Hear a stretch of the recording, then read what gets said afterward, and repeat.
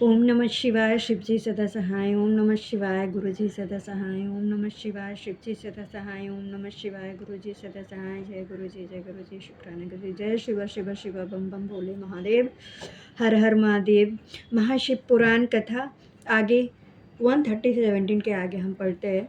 जो ब्रह्मा जी नारद जी से बोले, पार्वती जी की शिव जी में भक्ति को देख करके इंद्र आदि देवता सोचने लगे कि हिमांचल कन्यादान करके दुर्लभ मोक्ष के अधिकारी बन जाएंगे। वो दिव्य रूप धारण करके शिवलोक में पहुंच जाएंगे। ये बात ठीक नहीं है।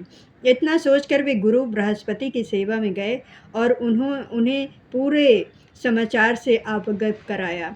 ब्रह्मा बृहस्पति जी ने उन्हें बताया कि आप लोग इस प्रकार भगवान शिव की निंदा ना करें, वैसे भी ये मेरे वश की बात नहीं है। तब देवता लोग ब्रह्मा जी के पास जाकर के उनसे बोले, ऐसा कोई उपाय करो जिससे कि हिमांचल शिव जी को कन्यादान ना कर सके। ब्रह्मा जी ने नाराज होकर के कहा कि क्या मैं ऐसा करके नरकगामी बनूं? तुम स्वयं ही शिव जी के पास क्यों नहीं चले जाते जिससे कि तुम्हारा मनोरथ पूर्ण हो जाए। तब सभी देवता स्वयं ही भगवान शंकर के पास जा करके उनसे बोले, हे प्रभु, हम आपकी शरण में आए हैं और उनसे अपनी शंकाओं को बताया। भगवान शंकर ने उनकी बात मान ली। वे स्फटिक माला पहन करके वैष्णव रूपी सन्यासी बन करके हिमांचल की सभा में गए। वे वहाँ शिव जी की निंदा करने लगे। इसका परिणाम ये हुआ कि मैना और हिमांचल ने शिव जी को कन्यादान न करने का निश्चय कर लिया। जब ब्रह्मा वेशधारी ने शिव जी की निंदा की तो मैना घबरा गई और उन्होंने पार्वती का विवाह शिव जी के साथ न करने का निश्चय कर लिया। वो बोली, मैं पार्वती को समुद्र में बहा सकती हूँ, परंतु शिव जी को अपनी कन्या नहीं दूंगी। इस प्रकार कह करके मैना विलाप करने लगी। भगवान शिव जी ने कैलाश पर पहुंच करके सप्त ऋषियों को बुला करके कहा, मैं पार्वती की तपस्या से खुश हूँ और वो मेरी अर्धाग्नि बनने योग्य है, परंतु हिमांचल इसके लिए तैयार नहीं है। तुम वहाँ जा कर के हिमांचल और मैना को समझाओ जिससे वे पार्वती का विवाह मेरे साथ कर दें। सप्तऋषि हिमांचल के पास गए। हिमांचल ने सप्तऋषियों का आदर सत्कार किया, उन्हें आसन प्रदान किया, उनके पधारने का कारण पूछा। सप्तऋषि बोले, हे हिमांचल, तुम पार्वती का हाथ भगवान शंकर को सौंप दो। शंकर भगवान त्रिलोकी के पिता हैं और पार्वती माता हैं, इससे तुम्हारा जीवन सफल हो जाएगा। हिमांचल बोले, आप सत्य कह रहे हैं, परंतु अभी अभी एक वैष्णव ब्राह्मण ने आकर के मुझे उनके दोषों से अवगत कराया है, जिसके कारण पार्वती की माता मैना कोप भवन में बैठी हैं। उनका विचार अब किसी भी कीमत पर उनके साथ अपनी बेटी का विवाह करने का नहीं है। ये सुनकर के सप्तऋषियों ने अरुंधति को मैना के पास समझाने के लिए भेजा। अरुंधति ने मैना को समझाया और पार्वती तथा शिव के विषय में यथार्थ ज्ञान से परिचय कराया। ऋषियों ने भी हिमालय को समझाया कि शिव जी को अपना दामाद बना करके जीवन को सफल बनाओ। उन्होंने समझाया कि ब्रह्मा और विष्णु उनके ही अंग हैं और धनपति कुबेर उनके सेवक हैं। यदि तुमने प्रेम पूर्वक कन्यादान न किया तो वे बल प्रयोग करके तुम्हारी कन्या को अपनी पत्नी बना लेंगे। पार्वती तो जन्मजात से उनकी पत्नी है। ऋषियों ने हिमालय को बताया। राजा अनरणाय ने भयभीत होकर के अपनी कन्या ब्रह्मन को दे करके अपनी तथा अपने परिवार की रक्षा की थी। राजा अनराय का नाम सुनकर के हिमालय ने ऋषियों से उनकी पूरी कथा सुनने का आग्रह किया। वशिष्ठ जी ने बताया, 14वें मनु का नाम सर्वणी था। उन्हीं के वंश में राजा अनरणाय हुए थे। वे भगवान शिव के अन्याय भक्त थे। वे सातों द्वीपों के अधिपति थे। उन्होंने भृंगु जी को अपने कुल का आचार्य बना करके 100 यज्ञ किए। उनकी 5 रानियां थीं। उनके 100 पुत्र तथा एक पुत्री थी। पुत्री का नाम पद्मा था, जो कि लक्ष्मी के समान सुंदर थी। एक बार पीपल्द ऋषि ने एक व्यक्ति को जंगल में अपनी स्त्री के साथ विवाह करते देखा। उसे देख करके ऋषि के मन में काम वासना जागृत हो गई। उनके मन में भी स्त्री प्राप्त करने की इच्छा होने लगी। एक दिन ऋषि पिपलाद ने पुष्पभद्रा नदी पर राजा अनराय की कन्या पद्मा को देखा। वे उस पर मोहित हो गए। आसपास के व्यक्तियों ने उनकी हंसी उड़ाते हुए कहा कि ये राजा की कन्या है, आप इसे अपने लिए मांग लो। लोगों की बात सुन करके ऋषि लज्जित हो गए। ऋषि ने शीघ्रता से स्नान किया और राजा के दरबार में गए। राजा से राजकुमारी का हाथ मांगा। राजा चुप रह गए। कुछ देर पश्चात राजा से ऋषियों ने फिर से कहा, अपनी पुत्री का विवाह मुझसे करा दो, नहीं तो कुल सहित तुम्हारा नाश कर दूंगा। मुनि के धमकाने पर राजा रोने लगा। राजा विचारने लगा कि इस बूढ़े ऋषि को कन्या कैसे दी जा सकती है। उसी वक्त राजपुरोहित तथा राजगुरु वहां आए। उन्होंने राजा को समझाया कि कन्या का विवाह तो करना ही है, अतः कुल की रक्षा के लिए ब्राह्मण को ही कन्या दे दी जाए।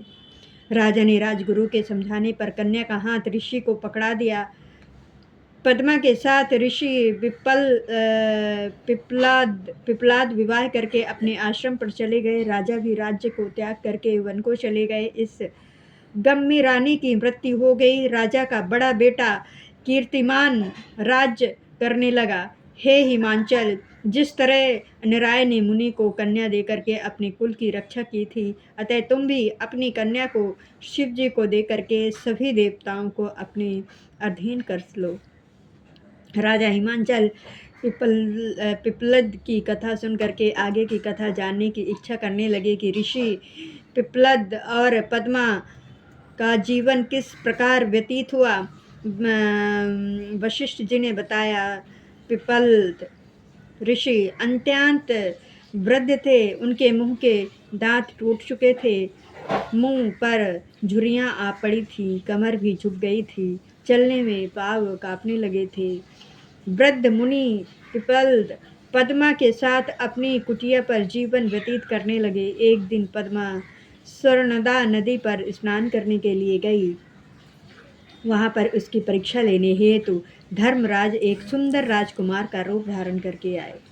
वे पद्मा से बोले, हे सुंदरी, तुम तो महारानी बनने के योग हो। तुम पिपलद ऋषि के लायक नहीं हो। ये बूढ़ा ऋषि अधिक समय तक जीवित नहीं रहेगा, इसलिए इस बूढ़े को छोड़ करके मेरे साथ चली चलो। इतना कह करके वो पद्मा का हाथ पकड़ने को आगे बढ़ा। पद्मा क्रोध में भर करके उससे बोली, हे पापी दुष्ट राजकुमार, दूर हटो। तुम काम अंधे हो रहे हो। मैं एक पतिव्रता नारी हूँ। तू यदि मुझे बुरी दृष्टि से देखेगा तो नष्ट हो जाएगा। पद्मा के इस श्राप को सुन करके धर्मराज अपने असली रूप में प्रकट होकर के बोले, मैं तो तुम्हारी परीक्षा लेने आया था। मैं तो हमेशा पर स्त्रियों को अपनी माता समझता हूँ। अब आपने मुझे श्राप दे दिया, अब मेरा क्या होगा। इस पर पद्मा बोली, हे धर्मराज, आपने ऐसा क्यों किया। मेरा श्राप असत्य नहीं हो सकता, क्योंकि पतिव्रता नारी का श्राप कभी झूठा नहीं होता। चाहे आकाश, तारे, वायु, पृथ्वी आदि नष्ट हो जाएं, अस्तु धर्म, तुम चार पद वाले बनोगे। सतयुग में 4, त्रेता में 3 और द्वापर में 2 पद रहेंगे। कलयुग में तुम्हारा एक भी पद नहीं होगा। कलयुग के पश्चात फिर से सतयुग आने पर तुम्हारे 4 पद हो जाएंगे। ये सुन करके धर्मराज प्रसन्न हो गए और पद्मा से कहा, हे पतिव्रता पद्मा, तुम धन्य हो। तुम्हारा अपने पति के चरणों में प्रेम हमेशा बना रहे। अब मेरे आशीर्वाद से तुम्हारा पति यौवन को प्राप्त करेगा और उनका ये यौवन स्थिर रहेगा। वे कर्मकांडाय ऋषि की तरह दीर्घ आयु वाले बनेंगे। तुम्हें अपने पति से 10 पुत्र प्राप्त होंगे। इस प्रकार पद्मा को आशीर्वाद देकर के धर्मराज चले गए। घर आकर पद्मा ने अपने पति को युवा के रूप में पाया और बहुत वर्षों तक सुख प्राप्त कर 10 पुत्रों को जन्म दिया। इस कथा को सुन करके हिमांचल सप्त ऋषियों से बोले, हे ऋषियों, अब मेरे मन का संदेह समाप्त हो गया है। मेरी प्रत्येक वस्तु, धन संपत्ति, स्त्री पुत्र कन्या एवं मेरा शरीर सब कुछ शिव जी के चरणों में अर्पित है। अब मैं पार्वती का विवाह शिव जी के साथ करने को तैयार हूँ। ये मेरा दृढ़ संकल्प समझो। तब सप्तऋषि आनंद मग्न होकर के पार्वती तथा हिमांचल को आशीर्वाद प्रदान करके अनुरुद्धि के साथ भगवान शंकर के पास कैलाश पर लौट आए। शिव जी को उन्होंने समस्त समाचारों से अवगत कराया तथा उनसे कहा, अब आप विवाह की तैयारी करें और इस विवाह में समस्त देवताओं को निमंत्रण भेजें।